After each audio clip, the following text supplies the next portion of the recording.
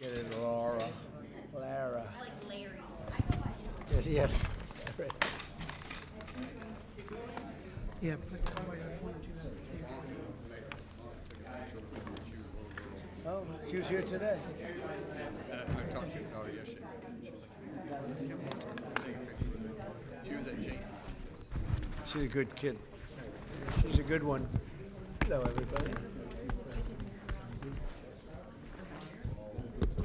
Oh, look who we have. How are you? It's been a long time. Must be something big happening, huh? You all set? Well, thank you very much. It's a great day for me because I have a lot of confidence in this gentleman. And we're thrilled to swear in our new Secretary of Homeland Security, a great American patriot, to put it mildly, Markwayne Mullin. And I want to just say, Markwayne, congratulations. Great. Thank you. You deserve it. You're a great man. Let me also thank Secretary Mullin's beautiful family, including his wife, Christy. Thank you. His sons, Jim and Jace and Andrew, and daughters, Lara, Ivy, Lynette, and other members of the Mullin family. It's a beautiful family. And we know this guy, he's our big top wrestling guy. I won't wrestle him for anything. An all-American wrestler, huh? Good, you have good genetics in that family. Proud of you. Thanks as well to Attorney General Pam Bondi, Chairman Jason Smith, Congressman Josh Gottheimer, former Speaker of the House Kevin McCarthy, and many other friends that are gathered with us. It's a great group of people. For 13 years, Markwayne has represented the incredible state of Oklahoma, a state that I won 77 out of 77 counties 3 times in a row, so they like me there. Second was Ronald Reagan at 56. Did you know that? 56, that's not bad. But 77, it's 77 out of 77, I think, right? That's not bad. But he was there in Congress as a member of the House and then as an outstanding United States Senator. And he really has been outstanding. He's been a close and vital partner in helping us secure the border, stop migrant crime, end the scourge of illegal drugs, and make America safe again and make America great again. And he's a tremendous player. He worked with Tom Homan, worked with all of our people on the right, and many more. And everything he's done has been good. I say everything he touched, he's turned to gold. Now, but even in business, he was successful, in all fairness. And he was successful, and he said, I want to go into politics. I hope you're happy. But as the only Native American, I didn't know that, huh? Let me look at you. Well, I think that's all right. He's got great quality, I can tell you. It's the only Native American in the Senate. How many have been there before you? Do you know? Native American? I think 3. 3. Well, you're a fantastic representative. Markwayne has also been a fantastic advocate for our cherished tribal communities. He's now the first member of the Cherokee Nation ever to serve as a member of the cabinet. I didn't know all these things.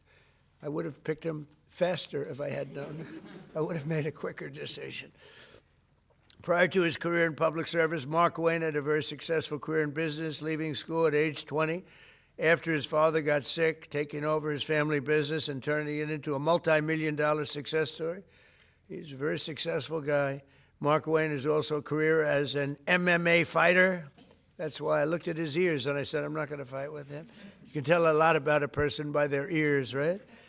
During which he went totally undefeated. He was undefeated during his career, and he's been inducted into the Oklahoma Wrestling Hall of Fame.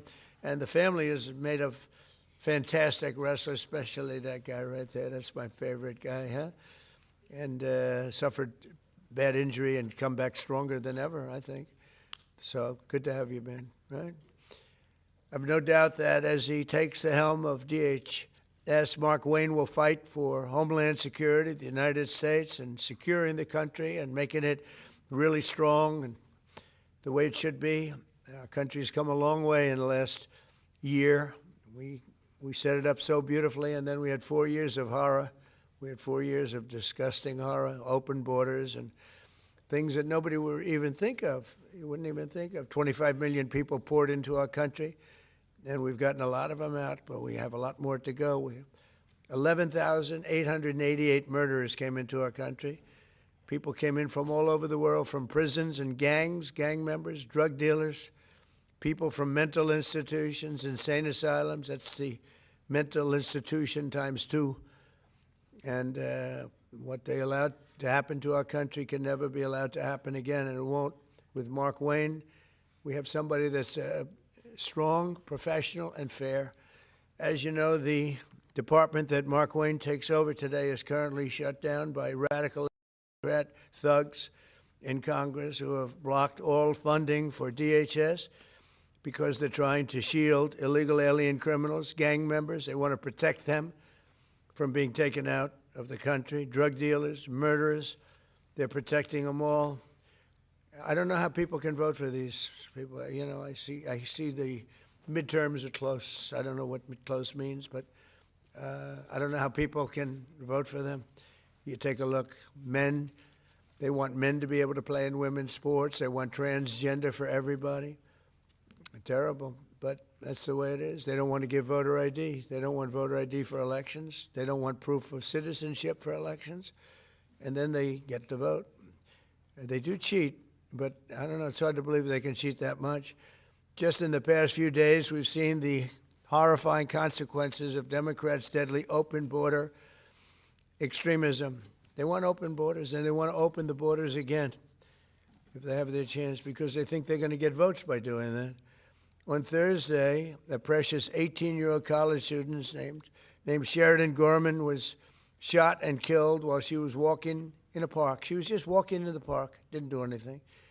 The illegal alien monster charged with Sheridan's brutal murder had come illegally from Venezuela and been released into our country by sleepy Joe Biden, the worst president in the history of our country. And I don't say that because I think he's fine, he's okay. I don't like him, dislike him. I talk about job performance. That's all I care about, job performance. Worst president in history. And Obama wasn't far behind, by the way.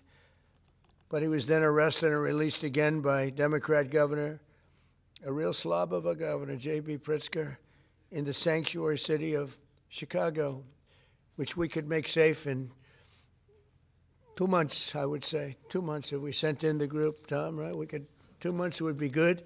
3 months, very good. 4 or 5 months, it would be great. But they would never call because they don't want to do that. All they have to do is call and ask for a little help. The Democrats in Congress do not care how much American blood they shed in their demented pursuit of open borders. From Sheridan Gorman to Jocelyn Nungary and Laken Riley, their quest to flood our country with illegal aliens has left countless American victims in its wake. They never changed. They see what's happening. They never change. That's what they want. They want to get the votes. With sanctuary and sanctuary cities going at levels that they are, and we've ended a lot. We've done a lot. But for some reason, they love it. It's a sanctuary. You know, sanctuary cities are sanctuary for, it's really a sanctuary for criminals. With Secretary Mullin at DHS, we will continue our record-setting efforts to deport these illegal alien criminals from our country, and we are doing at record levels despite a very unfair court system, a radicalized left court system, and others that I'm not too fond of also. And we'll protect innocent American lives. Every single illegal migrant who is a criminal record must be deported immediately. If they have a criminal record, you got to deport them. And there's a lot that came in under Biden. And Kamala, the great border czar, Kamala, who never went to the border, never called Border Patrol, never once called Border Patrol. Can you imagine that, Jim? She's the border czar. She never called Border Patrol. Explain that to me. He's the worst. She was as bad as he was. Going to give him IQ tests next week. Under the Trump administration, we've achieved unprecedented gains on public safety. Yesterday, we were in Memphis, Tennessee, to celebrate the steepest reduction in crime ever recorded.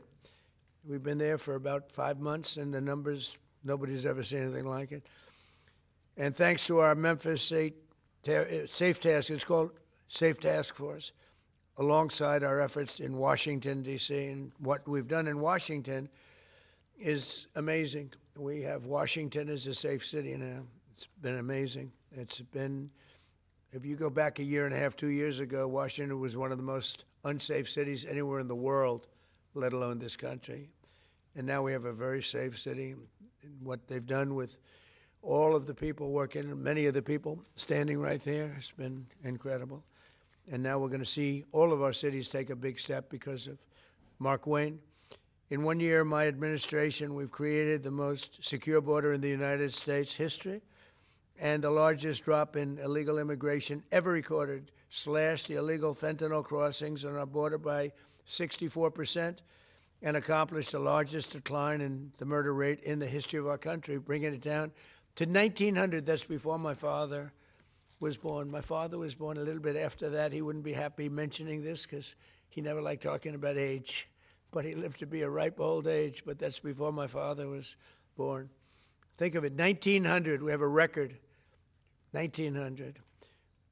Murders last year were at the lowest level in 125 years, and we're making America safe again. We're doing it at levels that nobody, everything we're doing, we're making great. The border is great, the military is great. We're having, by the way, a tremendous success, as you know, in Iran. We had one in Venezuela, and now we're having one in Iran. They have no Navy left. They have no Air Force left. They have no anti-aircraft equipment left, no radar left, no leaders left. The leaders are all gone. Nobody knows who to talk to. But we're actually talking to the right people, and they want to make a deal so badly. You have no idea how badly they want to make a deal. And we'll see what happens. I want to thank Pete Hegseth. The job you're doing over there is really incredible. You and the general and all of the other generals and colonels and captains and majors and everybody else, right? It's a perfect, amazing thing. We make the best military equipment in the world. Now we're going to make it faster. We want to get it faster, but we make the best in the world. We're doing a job. So I'd like to ask Attorney General Bondi to come and do the honors of swearing in a man who's going to do a phenomenal job for our country. And I tell you, your family has to be very proud. You have to be very proud. Absolutely. Everybody wanted this job. I said, there's one man for this job, and I have no doubt he's going to be fantastic. Thank you, Pam. Come on over. Thank you.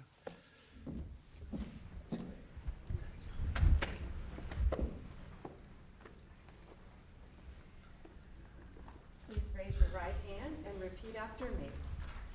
I do solemnly swear, I do solemnly swear, Markwayne Mullin, Markwayne Mullin, that I will support and defend the Constitution of the United States that I will support and defend the Constitution of the United States against all enemies, foreign and domestic, against all enemies, foreign and domestic, and that I will bear true faith and allegiance to the same, and I will bear true faith to allegiance and do the same, and that I take this obligation freely, and take this obligation freely, without any mental reservation without any mental reservation or purpose of evasion, or purpose of evasion, and that I will well and faithfully and that I will well and faithfully discharge the duties of the office discharge the duties of the office on which I am about to enter. which I am about to enter. So help me God. So help me God. Congratulations, Secretary. Hey.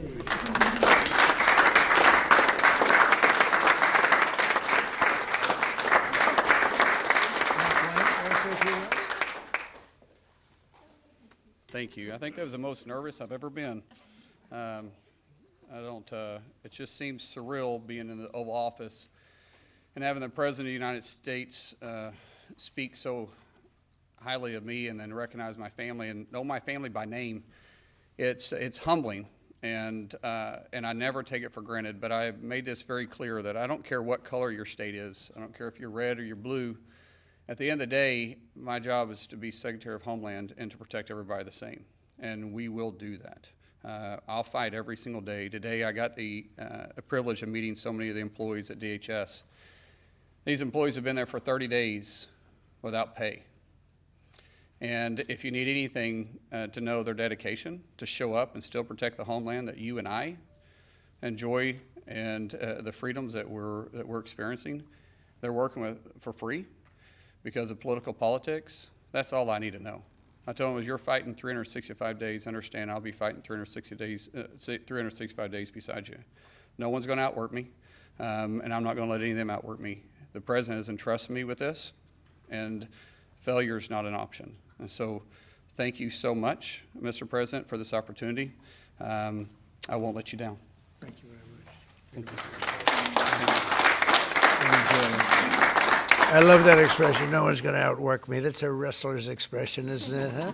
That's a good wrestler's expression. Yes, please. Mr. President, will the Secretary's replacement in the Senate support the SAVE Act and the use of the talking filibuster to get it through? Well, it's not the SAVE Act. It's not called this. It's called the Save America Act. There's a big difference because the SAVE Act, nobody knows what that means. Save America means Save America.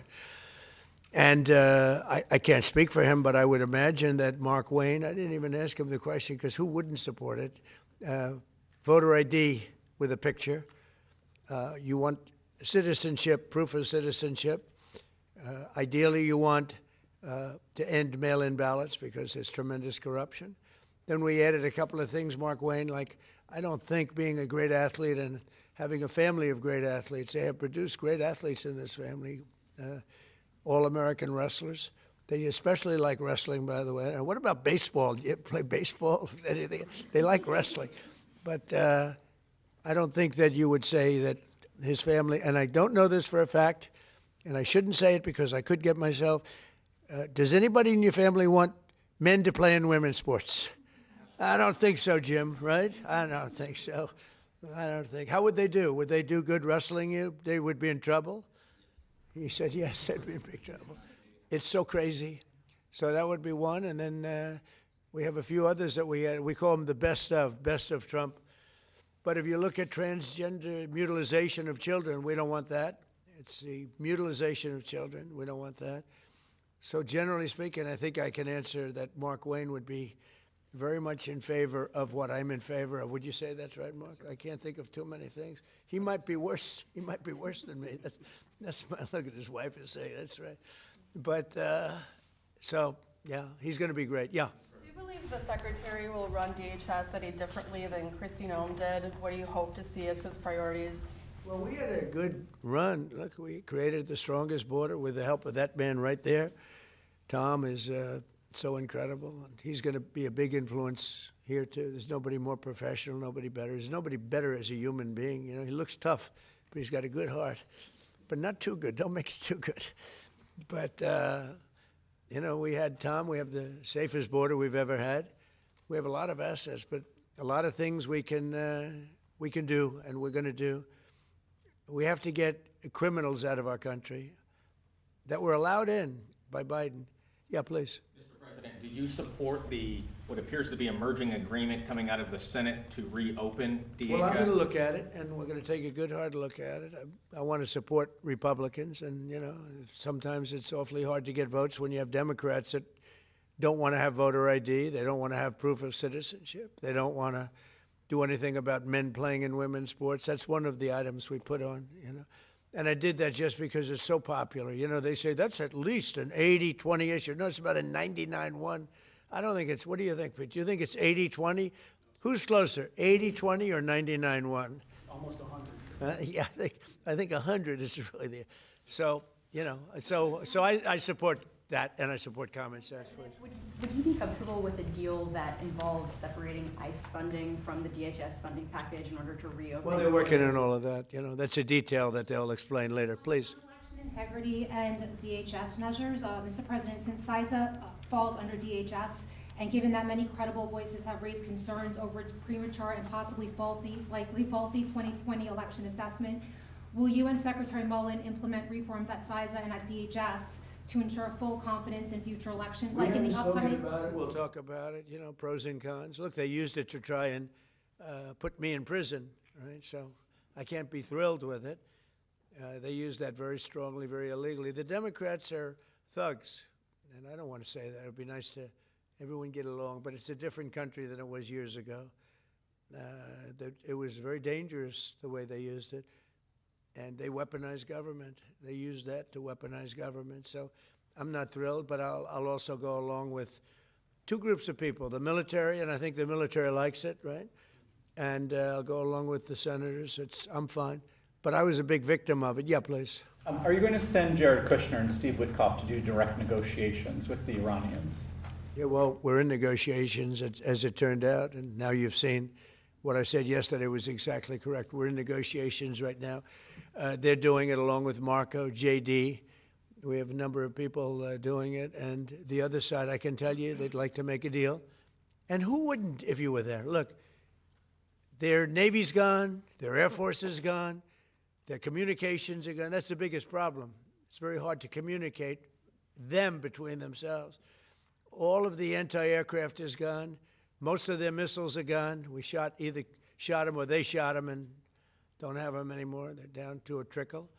Pretty much everything they have is gone. I don't know. Can you name one thing that's not gone, or can you name one thing that's doing well? You know, if you read the papers, you think we're tied. You think we're in a tough battle. We are roaming free over Tehran, the city, Tehran, as opposed to Iran. We're roaming free. We can do whatever we want. And as you know, today we were going to have the privilege of shooting down a very big electric generation plant, one of the biggest in the world.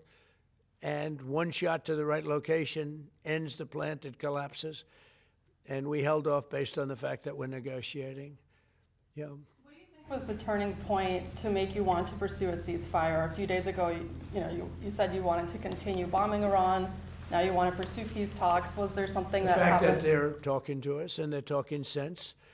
And remember, it all starts with they cannot have a nuclear weapon. Just, I said yesterday, they said, what are the top 10? I said, well, number 1, 2, and 3 is they can't have a nuclear weapon. And they're not going to have a nuclear weapon. And we're talking about that. And I don't want to say in advance, but they've agreed they will never have a nuclear weapon. They've agreed to that. How do you ensure they won't have a Bavino, nuclear your weapon? former Border Patrol chief, Greg Bavino, said his only regret is that he didn't catch more illegal aliens. What's your reaction to that? Who said that? That's your former Border Patrol chief. He just retired. Well, I mean, we captured a lot. They were allowed into the country by Sleepy Joe and that group of incompetent people that were, he was the worst president ever, the group of incompetent people. To me, that's the biggest scar. Inflation, they caused the highest inflation we've ever had. We've already gotten rid of it. The biggest scar is what they did, the people that they allowed from prisons all over the world. They came from the Congo, from all over South America. Rough people, really tough people. So, no, I understand what he means. He would have liked to have captured more. I'm not capturing so much as removing. We're removing thousands of people. And many are self-deporting because we're going after them so powerfully that they're self-deporting, Tom, going back. I think that's one of the big unkept secrets. We have thousands and thousands of people, and they're self-deporting. They're going back to where they came from. But what we want really is the criminals. We're really focused on those criminals, getting them out. Yeah. What's your message right now to Democrats and also to Americans that are stuck in airports? It's really devastating watching it online because Democrats won't fund DHS. What's devastating? Your message to Americans right now stuck in airports as we speak because Democrats won't Well, fund they just DHS? don't, they won't. Look, this is a deal that was done in the great big beautiful deal, which gave you the biggest tax cuts ever, including no tax on tips and no tax on Social Security for the seniors. Think of it, no tax on overtime, tax deductions when you buy a car, you take money, you pay interest on the money, you deduct it. We've never had that for people buying cars, if it's an American car, only if it's an American car. But they are just they stick together, the Democrats. I tell you, I give them great credit for that. We have some that they're not good stickers. We have guys like Tom Massey in Congress, who's terrible. He's just terrible, terrible person. I call him Rand Paul Jr. But they don't vote. Rand Paul, rarely votes for stuff. Likes me, says I'm a great president. He said the other day, I'm a great president, one of the greatest presidents. But I said, do me a favor, vote for us and don't call me a great. I'd rather have the vote than the statement. But we have people that don't stick together, and those people hopefully will someday be gone. The thing I most respect about the Democrats, even on horrible policy, they stick together. What they do have, though, is horrible policy. Transgender for everyone, open borders, men and women's sports. They have the worst policy that you can imagine. And so whether they stick together or not, I mean, they have just this terrible policy. We have great policy. Republicans have great policy. We have common sense policy, but it's great policy. That's our biggest advantage, is our policy is correct. Yeah, please. Mr. President, are you encouraging our allies in the Gulf to be more involved in the Iran operation? Say it. Are you encouraging our allies in the Gulf to be more involved in the Iran operation? Yeah, I mean, a little bit, but more NATO. I think our Gulf allies have been pretty good, to be honest with you. UAE's been hit so hard. He got hit by 1,400 rockets, shot them all out of the air with our great Patriot missiles. Think of it, they shot 100 missiles at one of our aircraft carriers, the Abraham Lincoln, one of the biggest ships in the world, actually. And out of 101 missiles shot, every single one of them was knocked down in the sea. Think of that. Think of what that means. 101 missiles, highly sophisticated, very fast missiles shot. Out of 101, all 101 were shot down, and now, for the most part, lie at the bottom of the sea. Pretty amazing, right? Pretty amazing. Our military is amazing, Pete. You know the attack I'm talking about recently? 101 shot. I said, wow. I saw that. You can see we have sort of pretty good equipment that we see. It's called the red line. Those red lines were thick, right? I said, that's a lot. And then we saw them one by one just get shot. And these guys that do the shooting are the coolest cucumbers ever. You know, most people, you don't have a lot of time. When a missile's going at 2,500 miles an hour, I don't care how far away it is, you don't have a lot of time. But I watched them sit down and think. Great students, MITs, a lot of MITs, a lot of guys like this. They're not as much into the muscle as they are this one right here. And amazing to watch them perform under great pressure, because they have a matter of seconds to do it. If they don't do it properly, it's a big problem, you know, because these were powerful. These were very powerful missiles coming. And so a lot of people choke. They don't choke. These guys don't choke. They're the best in the world. We have the best in the world, yeah. Mr. President, what would be your message today to the TSA agents who have been staying home in recent days amid this impasse? Well, some of them are needing money, you know, because the Democrats cut off their money. I blame the Democrats more than anything else. But some of them, you know, they didn't get paid because they're not funded by the Democrats. This is a Democrat problem. In fact, I actually said to the Senate, why would you say this is a Democrat problem? I think the polls are showing it's a Democrat problem. And they'll do anything actually to hurt our country so they can try and win the midterms. And if we ever went back to our old policies, we wouldn't have a country left. If they get a deal, Republicans and Democrats in the Senate, to fund all but enforcement operations of ICE, to get those TSA agents repaid and to open up the rest of the department, would you sign that? Well, I don't want to comment until I see the deal, but as you know, they're negotiating a deal. I guess they're getting fairly close, but I think any deal they make, I'm pretty much not happy with it. These guys came in, they wouldn't pay people. You know, they had a deal to pay. They had to break their deal. The Democrats broke the deal that we had. It was all done. Everything was fine. And then they just said, well, we're not going to pay anymore. And they hurt our country. And at a very difficult time because, you know, we are at, as they would say, a war. They call it a war. I call it a military operation, a very successful one, like successful like nobody's ever seen before. Hey, Venezuela was equally as successful. That was a great thing. No, the Democrats had a deal. It was a done deal. And then they said, well, we're not going to pay. And so a lot of people suffered over that and put our country in danger. You have another question? You haven't been here in a while. Well, on Iran, can you give us any more sense of who exactly in Iran it is, either Witkoff and Kushner and others you're speaking with? Yeah, we had, I hate to say this in front of these young people. They're not children. I spoke to most of them. They sound like adults to me, even though they are sort of children, right? They'll always be your children. But I hate to say it, but we killed all their leadership. And then they met to choose new leaders, and we killed all of them. And now we have a new group, and we can easily do that, but let's see how they turn out. we have really regime change. You know, this is a change in the regime because the leaders are all very different than the ones that we started off with that created all those problems. So this was, I think we can say, Jason, this is regime change, right? What makes you trust them? I don't trust anybody. I don't trust you. I mean, that's only because I know you. But if I didn't know you, I'd probably have more trust.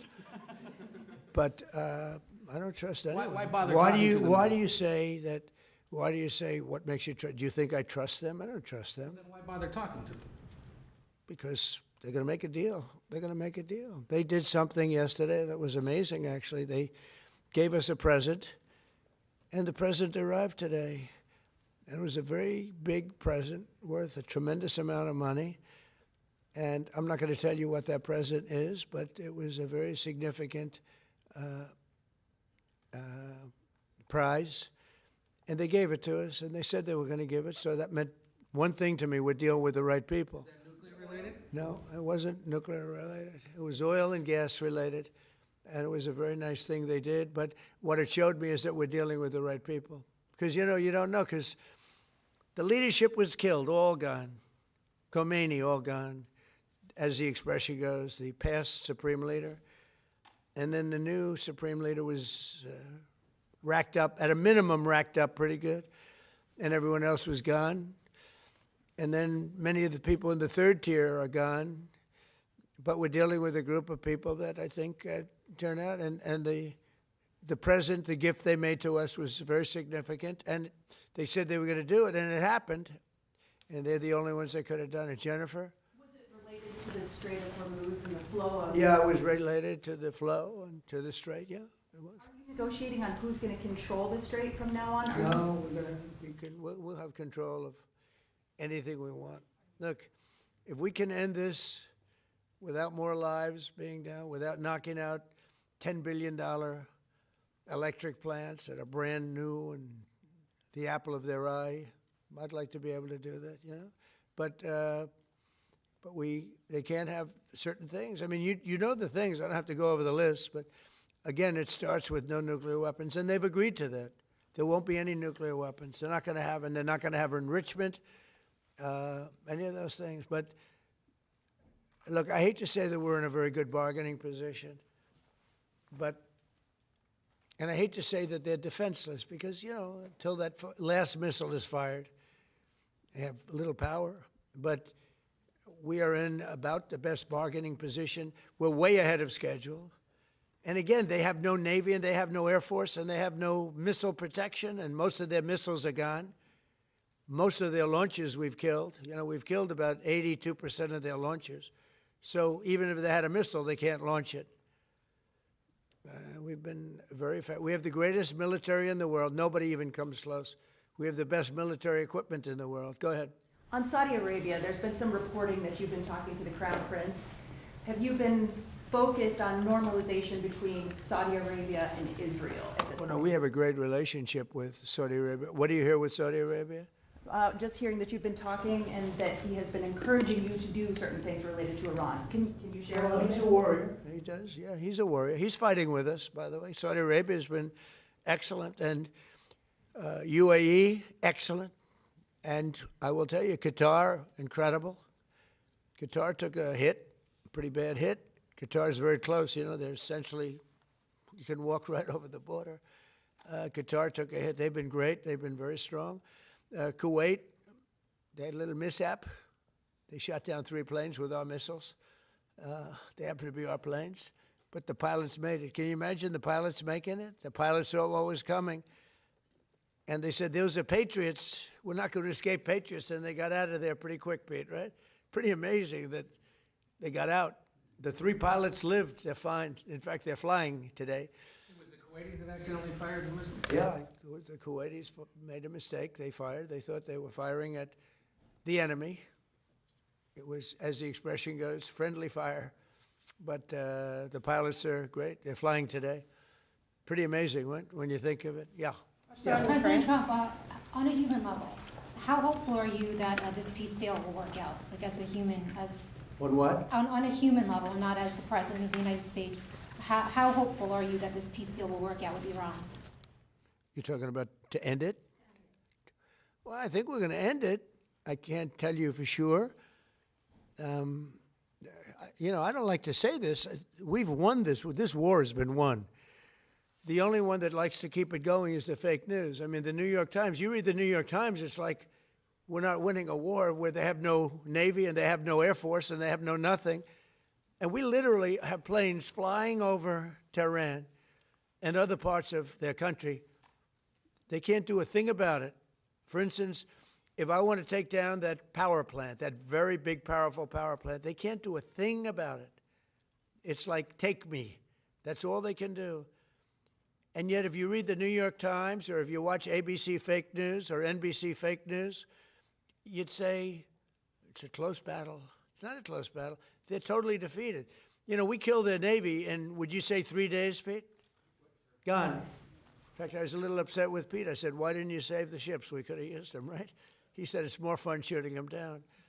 But the Navy was wiped out in a very rapid order. Pretty impressive for you guys, you champion wrestlers, right? When you hear this stuff. But you don't, if you read the news, you don't hear this. You know, you read like, oh, they're doing wonderfully. They're doing terribly. They're wiped out militarily. They are dead. Yeah. On Ukraine, is there a new sense of a timeline? Do you want to get something done before the midterms? Well, we'd like to see President Putin and President Zelensky sit down and make a deal. I think they're getting close, but I've been saying that for a while. I've settled 8 wars. All of them should have been more difficult than this one. This should have been the easiest one. But these are two people that truly hate each other. You'll find out that hatred is not good for making deals. These are people that they don't like each other very much. Yeah. I know you said there's a bunch of people from the administration who are negotiating with Iran. There's been reports that the vice president is leading those negotiations. Is that true? Well, he's involved in them. JD is involved, and Marco's involved, and Jared Kushner's involved, very smart guy, and Steve Witkoff, smart guy, is involved. And I'm involved. I'm involved. Why? I'm going to be so big. Oh, I don't want to talk about it. I'm the president of the United States, Tom, and I'm not going to talk about it. It's beneath me to talk about saving millions of lives, because that's what you're talking about. You're talking about saving millions of lives. If Iran had a nuclear weapon, they would have used it. And if I didn't end the horrible Barack Hussein Obama Iran nuclear deal in my first administration, they would have had a nuclear weapon 3 or 4 years ago. They would have used it. I would have never gotten the chance probably to be president. Who knows if what it would have been so devastating. And if we didn't send those beautiful B-2 bombers, they took them off my desk. They were right there. I don't know why. But if we didn't have those beautiful, the B-2 hit, which was so, we obliterated, despite CNN. CNN said, well, maybe the word obliteration said, no, we obliterated it, just obliterated their nuclear potential. You would have had them having, 2 weeks after that attack, had we not made the attack, they would have had a nuclear weapon. They would have absolutely used it. And they would have used it on the entire Middle East, including Israel. And you know why you see that? Because unexpectedly, when this war broke out, unexpectedly, they started sending missiles to UAE, Qatar, Saudi Arabia, Kuwait, Bahrain, and elsewhere. And nobody thought they were going to. Were you equally surprised by that, Pete? Way more than we thought, Mr. President. Pete, do you want to give about a 3-minute statement on how we're doing in this, as I call it, military operation? People don't like me using the word war, but so I won't. But the Democrats call it a war. How about a little statement? I think he's done a very good job. Do we agree he's done a good job, Markwayne? Can we take some of your time? Well, thank you, Mr. President. You're spot on. Never in history has a modern military, Iran had a modern military, a modern Navy, a modern Air Force, modern air defenses, leadership, massive bunker. Never has a modern military been so rapidly and historically obliterated, defeated, from day one with overwhelming firepower. The air campaign that we've conducted, that Israel's conducted alongside us, was one for the history books, truly. And it's because we have a president of the United States that when he sends his warfighters out to fight, he unties their hands, to actually go out and close with and destroy the enemy as viciously as possible from moment one. And that's why we see ourselves as part of this negotiation as well. We negotiate with bombs. You have a choice as we loiter over the top of Tehran, as the president talked about your future. The president has made it clear that you will not have a nuclear weapon. The War Department agrees. Our job is to ensure that. And so we're keeping our hand on that throttle as long as hard as is necessary to ensure the interests of the United States of America are achieved on that battlefield. This is not Iraq and Afghanistan. This is not a president who's interested in vague end states. He's been very clear with us about what we need to accomplish, creating the conditions for them never to have a nuclear capability, and that's exactly what we're doing in historic fashion. Thank you, Mr. President. Thank you. Appreciate it. Great job. You know, the only two people that were quite disappointed, I don't want to say this, but I have to. I said, Pete and General Raisin Kane, I think this thing's going to be settled very soon. Here they go. Oh, that's too bad. Pete didn't want it to be settled. It's these guys are doing a great job. That's a good attitude, though, Tom, right? They were not interested in settlement. They were interested in just winning this thing. Yeah, please. Mr. President, can you, just taking things locally, hopefully not doing international affairs for a second, do you support the construction of the 2nd Avenue subway in New York City, and will your administration work That's with really a far out crowd. You know, the 2nd Avenue subway is being under construction for, you're a young guy, is longer than you are old, okay? That's been under construction. I haven't heard about the 2nd Avenue subway in 20 years. What the hell kind of a question is that? I guess they got to get it finished. They spent trillions of dollars practically. No, they spent more money on that than on anything, I think, in the history of our city, in New York City, and it's been under construction for a long time. It's very sad, actually. The only thing maybe worse was Gavin Newsom, the governor of California, his train, I call it his train wreck, because it's a wreck. That's been years. It's literally 30 times over budget. Nobody's ever seen anything like it. And it doesn't go to San Francisco and Los Angeles like it was supposed to.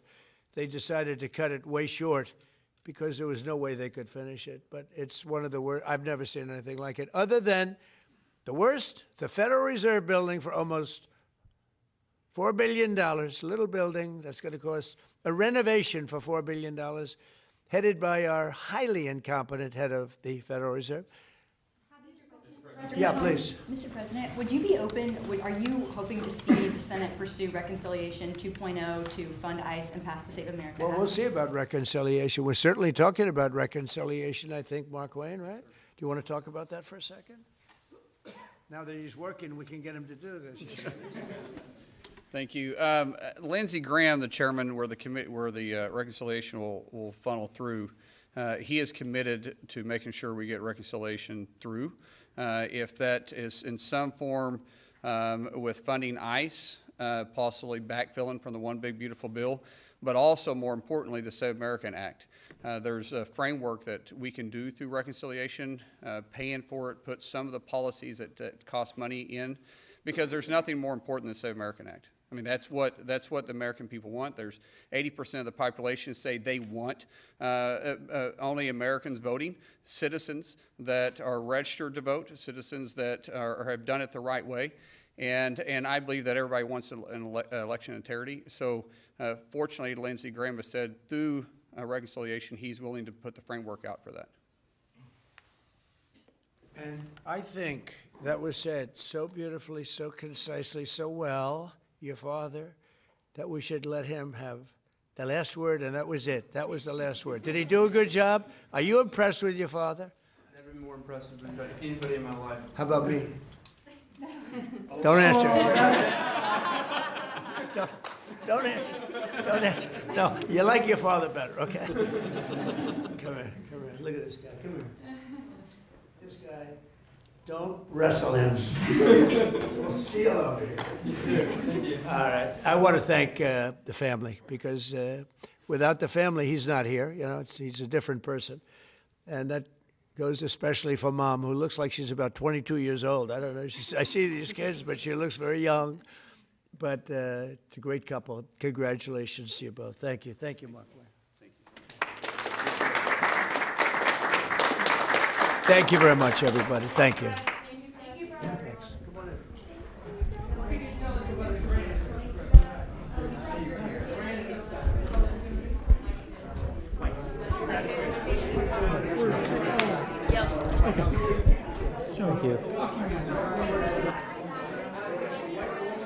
Thank you.